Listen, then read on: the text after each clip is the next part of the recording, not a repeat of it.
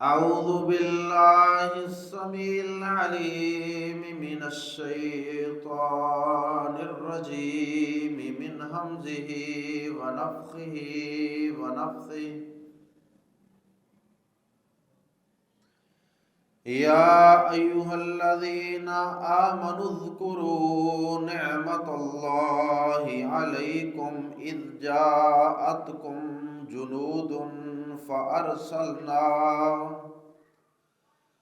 فأرسلنا عليهم ريحا وجنودا لم تروها وكان الله بما تعملون بصيرا. إذ جاءوكم من فوقكم ومن أسفل منكم وإذ زاغت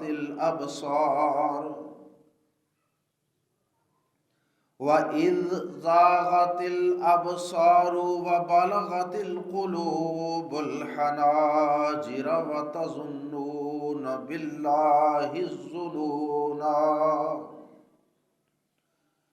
هنالك ابتلي المؤمنون وزلزلوا زلزالا شديدا.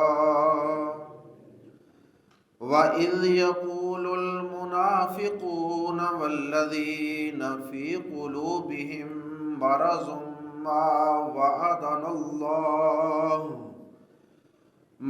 وعدنا الله ورسوله إلا غرورا. اے ایمان والو، یاد کرو اللہ کے اس انعام کو جو تم پر ہوا جب تم پر کئی ایک لشکر اور گروہ چڑھ دوڑے، یعنی حملہ آور ہوئے، تو ہم نے ان پر تیز ہوائیں اور آندیاں بھیج دی اور ایسے لشکر بھیج دیے جنہیں تم نہیں دیکھتے تھے، اور اللہ ہمیشہ سے ہر اس کام کو دیکھ رہا ہے جو تم کرتے ہو۔ واقعہ کچھ یوں ہے، جب وہ کافر تم پر تمہارے اوپر سے بھی حملہ آور ہوئے اور تمہارے نیچے والی سائیڈ سے بھی تم پر حملہ آور ہوئے، اور جب آنکھیں پتھرا گئیں اور جب دل شدت غم کی وجہ سے کلیجوں کو آ رہا تھا اور تم اللہ سے طرح طرح کے گمان کرنے لگے، یہ وہ موقع تھا جب ایمان والوں کی ابتلا اور آزمائش کی گئی اور انہیں اچھی طرح جھنجھوڑا گیا۔ اور ان لوگوں نے کہا جن کے دلوں میں کفر یا نفاق کا مرض اور بیماری تھی، انہوں نے کہا ہم سے اللہ اور اس کے رسول نے دھوکے کے وعدے کیے ہوئے تھے۔ قابل احترام بھائیوں، بہنوں اور نوجوانوں، اللہ رب العزت کا اپنے بندوں سے یہ وعدہ ہے کہ وہ ہر حال میں ان کی مدد کرے گا، ہر میدان اور ہر مارکے میں اپنے ایمان والے بندوں کی مدد کرے گا۔ اور اللہ رب العزت نے قرآن مجید کے اندر کئی مقامات پہ اس مدد کے تذکرے بھی فرمائے۔ کہیں اللہ پاک نے فرمایا، اور ایمان والو یاد کرو اس وقت کو جب میدان بدر میں تم بڑے ہی کمزور تھے تو اللہ نے تمہاری مدد فرمائی تھی۔ اور پھر کہیں کہا وَلَقَدْ نَصَرَكُمُ اللَّهُ فِي مَوَاطِنَ كَثِيرَةٍ وَيَوْمَ حُنَيْنٍ، بلا شبہ اللہ تمہاری مدد کر چکا ہے کئی ایک مارکوں اور کئی ایک جنگوں میں، اور بطور خاص یوم حنین کے دن بھی وہ تمہاری مدد کر چکا ہے۔ اللہ رب العزت نے کہیں پہ فرمایا انی ممدکم بِأَلْفٍ مِّنَ الْمَلَائِكَةِ مُرْدِفِينَ، گھبراؤ نہیں، پریشان نہ ہونا، میں تمہاری مدد آسمان سے پے در پہ لگاتار 1000 فرشتہ بھیج کر مدد فرماؤں گا۔ اللہ رب العزت نے قرآن مجید کے اندر اپنے اوپر ایمان والے بندوں کی مدد کرنے کو لازم قرار دے لیا اور اس کو اپنی ایک ذمہ داری قرار دے لیا۔ اللہ پاک فرماتے ہیں وَكَانَ حَقًّا عَلَيْنَا نَصْرُ الْمُؤْمِنِينَ، اور ایمان والوں کی مدد کرنا یہ ہمارے اوپر لازم ہے۔ اللہ اکبر، بے شمار مقامات پہ اللہ پاک نے ایمان والوں کو اپنی مدد کے وعدے دیے ہیں، لیکن بعض اوقات ہم جیسے کمزور ایمان کے مالک سورۃ الاحزاب کی جو آیات آپ کے سامنے تلاوت کی گئی ہیں، ان کے اندر جس طرح منافقین کا طرز عمل بیان کیا گیا کہ منافقوں نے اس وقت غزوہ احزاب میں کہا تھا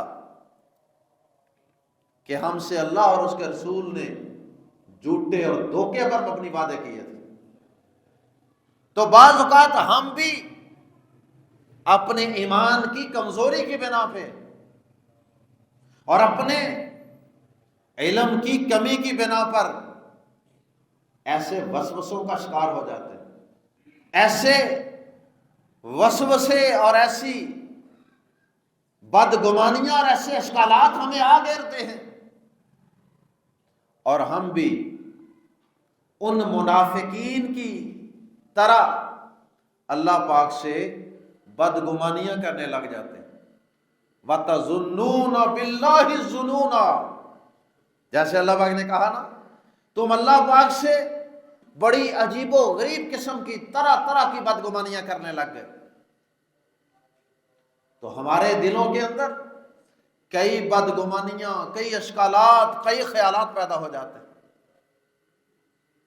اور ہم بھول جاتے ہیں کہ خالق کائنات نے قرآن مجید کے اندر اگر ایمان والوں سے اپنی مدد کے وعدے کیے ہیں،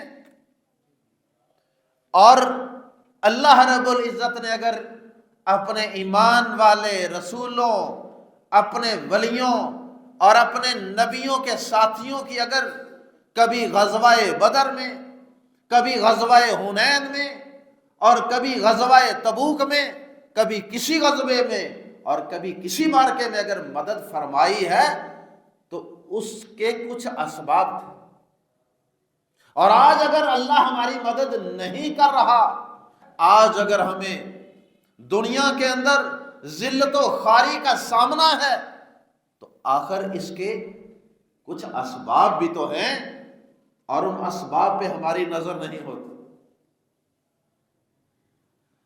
جیسے بہت بڑا بورڈ لگا ہوتا ہے، بہت بڑی ایڈ اور اشتہار ہوتا ہے، لکھا ہوتا ہے کہ فلاں موبائل کمپنی یہ پیکج اناؤنس کر رہی ہے، لیکن اس کے نیچے لکھا ہوتا ہے شرائط لاگو ہیں۔ وہ جو شرائط لاگو ہوتی ہیں ان شرائط کو ہم بھول جاتے ہیں۔ اللہ رب العزت نے جس مقدس کتاب میں اپنی مدد کرنے کے وعدے دیے ہیں، جس میں غزوہ بدر میں فرشتے اتارنے کے تذکرے فرمائے ہیں، غزوہ حنین اور دیگر غزوات کے اندر اپنی مدد بھیجنے کے تذکرے فرمائے ہیں، اسی کتاب قرآن مجید کے اندر ہی ذرا صفحات کو آگے پیچھے پلٹ کے تو دیکھیے، اسی قرآن مجید کے اندر خالق کائنات نے اس مدد کے اترنے کے اسباب کا تذکرہ بھی فرمایا، اور اپنی مدد کے اٹھ جانے کے اسباب کا تذکرہ بھی خالق کائنات نے اپنی اس مقدس کتاب میں فرمایا۔ لیکن ہم اپنی مرضی کی باتیں، اپنی مرضی کی اللہ کی نصرت اور مدد کے وعدوں کو تو ذہن میں رکھتے ہیں، لیکن جو ہماری ذمہ داریاں ہیں ان کو فراموش کر دیتے ہیں۔ علامہ اقبال نے کہا تھا نا، وہ زمانے میں معزز سے مسلمان ہو کر اور تم خوار ہوئے تار کے قرآن ہو کر۔ انہوں نے اللہ کی اس کتاب پہ عمل کیا تھا، اس کو اپنے سینے سے لگایا تھا۔ آئیے قرآن مجید کی آیات کی روشنی میں چند ان اسباب کا تذکرہ کرتے ہیں کہ جن اسباب کو پیدا کرنے سے اور جن اوصاف کو اپنے اندر پیدا کرنے سے اللہ رب العزت کی نصرت اور مدد میدانوں میں اترتی ہے، اور جن اوصاف اور خوبیوں کو ترک کر دینے سے، جن سے کنارہ کشی کر لینے سے اللہ رب العزت کی نصرت اور مدد میدانوں سے اٹھ جایا کرتی۔ دیکھیے پیارے نبی صلی اللہ علیہ وسلم کا مبارک دور ہے، غزوہ احد کا معرکہ ہے، پیغمبر خود بنفس نفیس میدان میں ہے، اور آپ کے جانثار صحابہ بھی آپ کے ساتھ ہیں، لیکن اچھی بلی جنگ جو فتح اور کامیابی کی طرف بڑھ رہی تھی، اللہ کے پیارے نبی صلی اللہ علیہ وسلم کی نافرمانی کی وجہ سے وقتی طور پہ شکست میں بدل گئی، پانسا پلٹ گیا میدان کا۔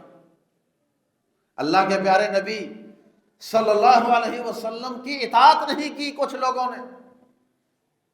آپ نے جب 50 تیر اندازوں کو ایک چوٹی پہ کھڑا کیا کہ تم نے جب تک میں نہ کہوں یہاں سے ہلنا نہیں، لیکن انہوں نے اپنی طرف سے اجتہاد کیا، قیاس کیا، اور فتح کو اپنی آنکھوں سے دیکھتے ہوئے وہ نیچے اتر آئے۔ تو اچھی بلی جیتی ہوئی جنگ وقتی طور پہ شکست کی طرف چلے گئے۔ تو یہ اسباب اگر اللہ کے رسول صلی اللہ علیہ وسلم کے دور میں بھی اختیار نہ کیے جائیں تو اللہ کی مدد اٹھ جایا کرتی ہے میدانوں سے۔ آئیے قرآن و حدیث کے اندر بیان کیے جانے والے کئی ایک اسباب میں سے چند اسباب کا تذکرہ کرتے ہیں۔ سب سے پہلا سبب جس کی وجہ سے اللہ کی مدد میدانوں میں اترتی ہے اور اس سبب کو ترک کر دینے سے اللہ کی مدد اٹھ جایا کرتی ہے، وہ سبب خالق کائنات نے سورہ آل عمران کے اندر بیان فرمایا۔ اللہ پاک فرماتے ہیں وَلَا تَهِنُوا وَلَا تَحْزَنُوا وَلَا تَهِنُوا وَلَا تَحْزَنُوا وَأَنْتُمُ الْأَعْلَوْنَ إِن كُنتُم مُؤْمِنِينَ، اور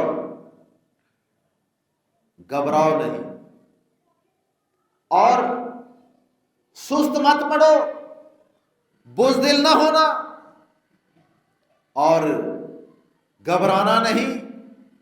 یاد رکھو غالب تم ہی رہو گے، وَأَنْتُمُ الْأَعْلَوْنَ، غالب تم ہی رہو گے، ان کنتم مؤمنین، بشرطے کہ تم صحیح مومن بن جاؤ۔ شرط لگائی ہے، حرف شرط ہے ان، اگر شرط یہ ہے کہ تم ایمان والے بن جاؤ، شرط یہ ہے کہ تم کامل مومن بن جاؤ۔ آج مسلمان کامل مومن ہیں؟ آج ہمارے ایمان اور عقیدے کیسے ہیں؟ کیا آج ہم صرف ایک اللہ کی عبادت کرتے ہیں؟ آج مسلمانوں نے ہر 1 کلومیٹر کے بعد ایک نیا معبود بنا رکھا ہے۔ اس علاقے کے لوگوں کا معبود حاجت روا مشکل کشا اور ہے، اور 2-4 کلومیٹر آگے جائیں اس علاقے کے لوگوں کا حاجت روا مشکل کشا اور کرنی والا اولاد دینے والا کوئی اور۔ غیر اللہ کے در پہ آج مسلمان اپنی پیشانی کو جھکاتے ہیں کہ نہیں؟ آج کتنے لوگ ہیں جن کا ایمان خالص ہے، جن کا عقیدہ صحیح توحید والا ہے، ایک اللہ کو ماننے والے اور اس کے ساتھ کسی کو شریک نہ ٹھہرانے والے، الا ماشاء اللہ، بہت قلیل مسلمان جن کے عقیدے اور ایمان توحید والے ہیں۔ تو اللہ رب العزت نے فرمایا سستی نہ کرو، بزدل نہ بنو، گھبراؤ نہیں، ڈٹ جاؤ میدانوں میں، جم جاؤ میدانوں میں، غالب تم ہی آؤ گے، شرط یہ ہے کہ تم صحیح مومن بن جاؤ۔ اگر تم مومن ہوئے غالب تم ہی آؤ۔ اللہ رب العزت نے سورہ یوسف کے اندر ایمان والوں کا یہی طرز عمل بیان کیا کہ اللہ پر ایمان کا دعویٰ بھی کرتے ہیں، کلمہ توحید کا اقرار بھی کرتے ہیں، اور اللہ کے ساتھ اکثریت شرک بھی کر رہی ہے۔ یہ کیسا ایمان ہے؟ فرمایا وَمَا يُؤْمِنُ أَكْثَرُهُمْ بِاللَّهِ إِلَّا وَهُمْ مُشْرِكُونَ۔ فرمایا ان میں سے اکثر لوگ وہ ہیں جو اللہ پر ایمان بھی رکھتے ہیں اور اس کے ساتھ شرک بھی کرتے ہیں۔ پہلا سبب اللہ کی نصرت اور مدد کے اترنے کا میدانوں میں وہ ہے اللہ پر پورا ایمان، یقین، اور اس کے اللہ کے ساتھ کسی اور کو شریک نہ ٹھہرانا، خالص توحید، خالص ایمان۔ دوسرا سبب عمل صالح، عمل، کردار، عمل سے زندگی بنتی ہے، جنت بھی جہنم بھی۔ آج مسلمان بے عملی کا شکار ہے، ہر کام میں بے عملی، اپنی من مانیاں، خواہش پرستی، شیطان کی پیروی اور آباء و اجداد کی رسموں کی تقلید، اور معاشرے کے اندر بس جو اکثریت کر رہی ہے بس اسی کی پیروی کرتے چلے جانا۔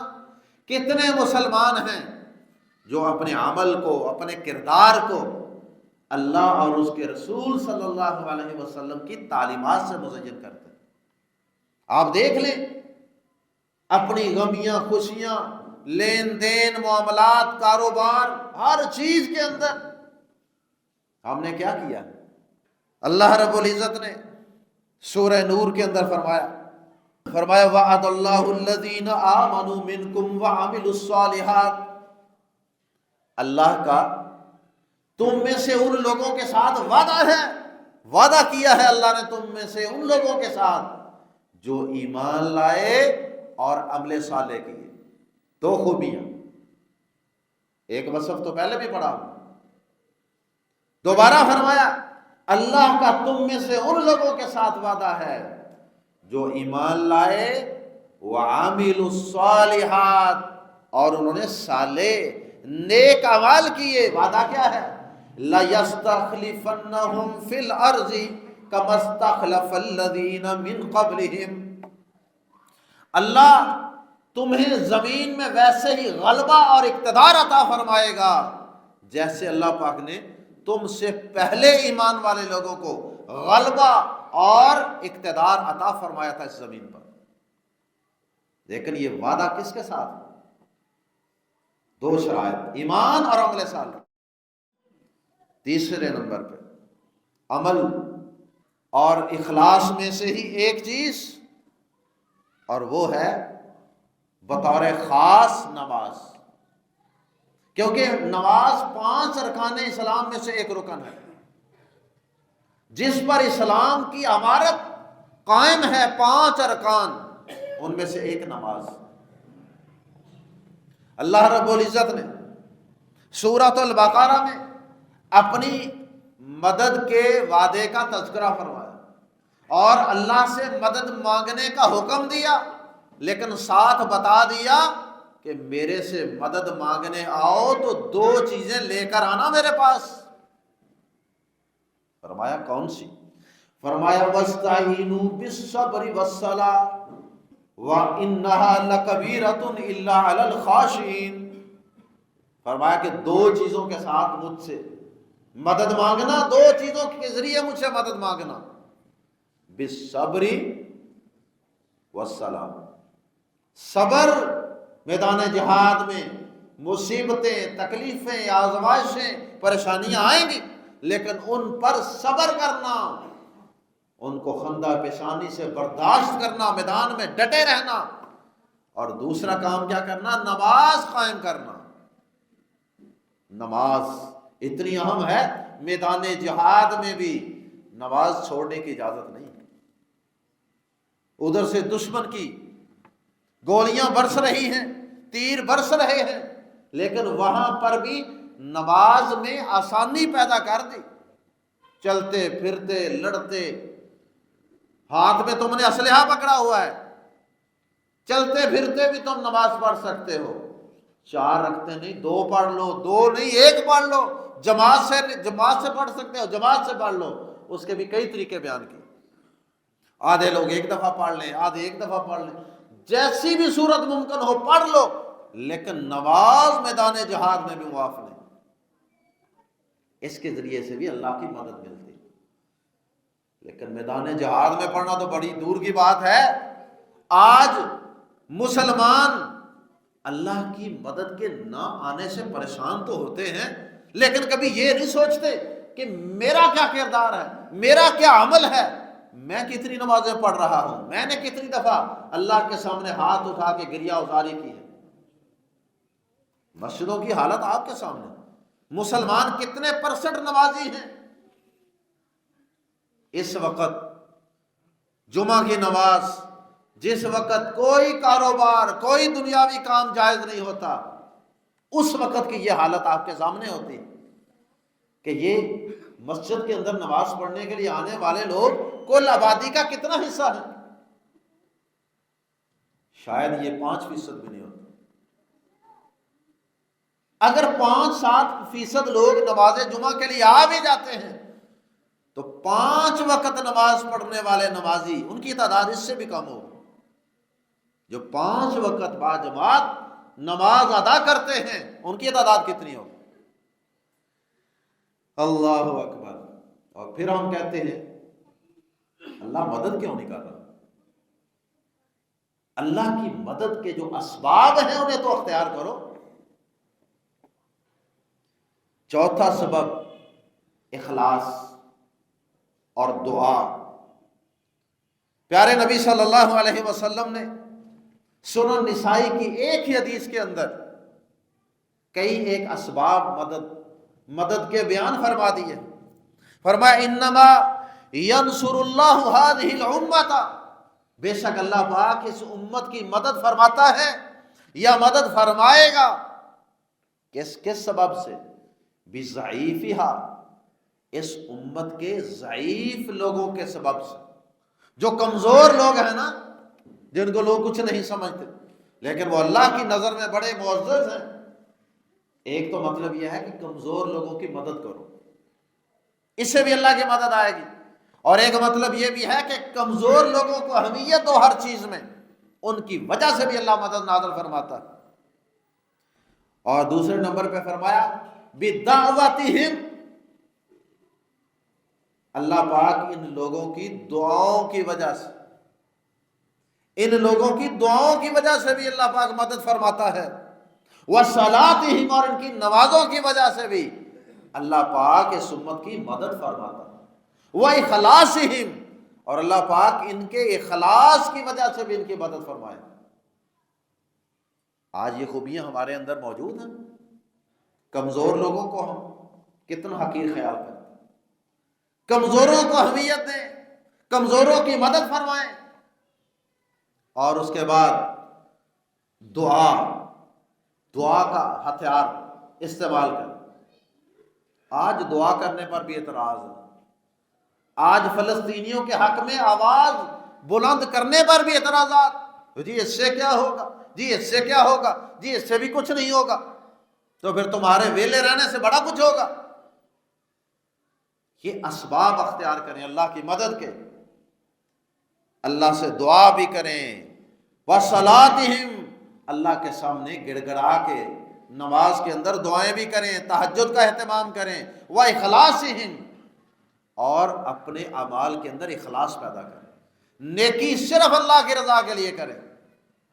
اور آج اللہ ماشاء اللہ لوگوں کی اکثریت وہ دکھلاوے کے لیے کام کرتی. جنازہ پڑھنے جانا ہے صرف دکھلانے کے لیے، اور کوئی نیکی کا کام کرنا ہے مقصد نمود و نمائش، میری مشہوری ہو جائے، میری شہرت ہو جائے، لوگ کہیں کہ بڑا نیک. اخلاص پیدا کرے، عمل تھوڑا ہو لیکن اس کی کوالٹی اچھی ہو، اس کے اندر مقصود صرف اللہ کی رضامندی ہو. اس سے بھی اللہ پاک اس امت کے لوگوں کی مدد فرماتا ہے. اللہ اکبر. پانچواں سبب، اللہ کے دین کی مدد کے لیے کھڑے ہو جانا. آج ہم اپنے گھر میں بیٹھ کر ہاتھ نہیں ہلاتے، پنجابی میں کہتے ہیں نا ککھ نہیں دورہ کرتے، بلکہ جو کچھ کر رہے ہوتے ہیں ان کی بھی ٹانگیں کھینچتے ہیں.